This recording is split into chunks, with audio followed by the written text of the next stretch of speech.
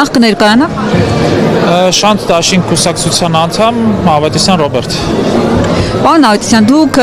ընտրությունների հետ կապված հանրային տրամադրությունները շոշափելով ինչ ակնկալիքներ ունեք միասնության թևերին, ինչ կհաջողվի անել այս ընտրություններին։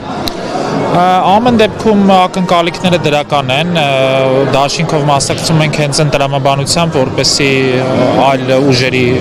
ձայները չփոշիանա եւ հնարավորինս փոքր շմախտարենք,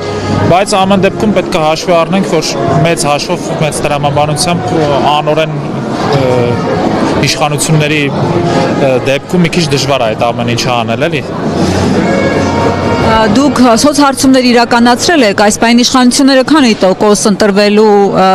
ձայներ ունեն եւ ընդդիմությունը ինչքան ձայն ունի։ Արդյոք ընտրությունների միջոցով կհաջողվի Փաշինյանին իշխանության աթոռից հեռացնել։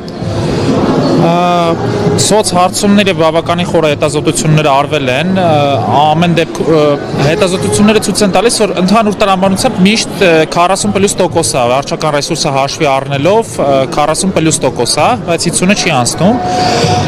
Ընտրություններով դե բնականաբար օրինական ճանապարհով պետք է իշխանափոխություն արվի, մենք ուրիշ ճանապարհ այս պայն չենք էլ դիտարկում, բայց նորից եմ ասում, դի հաշվի առնելով անցած 35 տարին այս տրամաբանությունները եւ այն ժողովուրդը, որը որ երկու անգամ Նիկոլ Փաշինյանն ընտրել, մի քիչ ամեն դեպքում պեսիմիստական հայացքներ էլ կան, որ շատ հնարավոր է, որ 26-ին էլ գնա ընտրության եւ ընտրի Փաշինյանին, հաշվի առնելով, որ 21-ի ընտրությանը Շուշիի Հադրութի դեօկուպացիայի ծրագրով էր եկել իշխանության, բայց մենք տեսանք, թե ինչ եղավ Արցախի հետ։ Մենք բոլորս այս հավաքները, հարցումները, ակտիվությունը հենց նրա համար են, որ այդ ամեն ինչը կանխվի։ Այդպես պետք է տրամադրվենք, բայց պետք է հաշվի առնենք, ասում տրամադրվել դրական, բայց հաշվի առնելով են բացասական հանգամանքներն էլ։ Ամեն դեպքում պետք է դա մտքի ունենալ, պետք է ռեալիստ լինել։ Բայց ամեն ինչ արվում է, որ դա չկրկնվի։ Դա այնպես պետք է արվի, որ չկրկնվի։ Հիմա մենք այդ ենք փորձում անել։ Այսինքն մեծ հույսեր չունեք։ Հույսը վերջինն եմ արում, պետք չի հույսով գնալ առաջ, պետք է կոնկրետ քայլեր տրամաբանական, որոնք որ բխում են առաջին հերթին պետականության ազգի շահերից եւ իդեմս դրանց, բայց միշտ չի, որ այդ գաղափարները հեշտ են տրվում եւ հեշտ են հասանելի դառնում ընտրող քաղաքացուն երկարաժամկետ տեսանկյունից։ Փաշինյանը կգնա ընտրությունների կեղծման, չնայած հայտարարել էր, որ ձեռքերս կկտրեմ ընտրությունները չեմ կեղծի, բայց ասացի 40+ ձայն ունի վարչական ռեսուրսով, այսինքն 50+ ունենալու համար պիտի գնա արդեն այլ զարտուղի ճանապարհների, կգնա այդ քայլին, թե չէ։ Տեսեք, հիմա այստեղ կանգնել ասել Փաշինյանը գնա կեղծիքի, բնականաբար յուրաքանչյուր իշխանություն էլ ասում է մենք կեղծիքի չենք գնում։ Այդ ամեն ինչը հենց նույն սկսած վարչական ռեսուրսը, իրենց եղած ֆինանսական հնարավորությունները փաթեթավորվում եւ մատուցվում են այն կերպ, որպեսզի չստացվի, որ կեղծիք է գնացել։ Բայց չգիտեմ, մի քիչ ամեն դեպքում իրենք անելու են այն ամենը, որպեսզի վերարտադրվեն եւ իրենց այդ հայտարարությունների մեջ, վերջինս էլ վերջում պարոն Ռուբեն Ռուբինյանը ասաց, եթե ընտրում եք,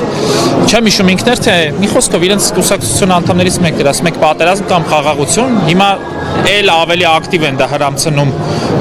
ժողովրդին մոլորեցնելու համար։ Բա դուք ինչ եք հրամցնում, դուք գալիս եք, որ ինչ անեք, ինչն եք ուզում փոխել, որն է ձեր գլխավոր ուղերձը եւ ասելիքը ընտրողներին։ Գլխավոր ուղերձը, որ միշտ կա ելք, այլ տարբերակ, ելք չասոցացնենք այլ կուսակցությունների հետ, չասոցացնենք, միշտ կա այլ տարբերակ եւ տրամաբանական տարբերակներ կան, այդ ելքը ժողովրդի ընտրության մեջ է, այսինքն մինչև հիմա փաստացի իշխանության են եղել այնպիսի մարդիկ, որոնք որ ասոցացվել են նախկինների եւ ներկաների հետ։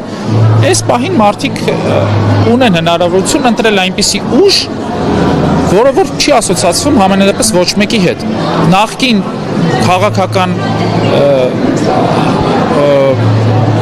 անցյալում ամենանդեպս բարոյական կերպարներ են եղել, որոնք որ հատկապես Շանթի ընտանիքը 50-60 տարի այդ մարդը իր անձնականը զոհելով նվիրել է ազգի շահերին։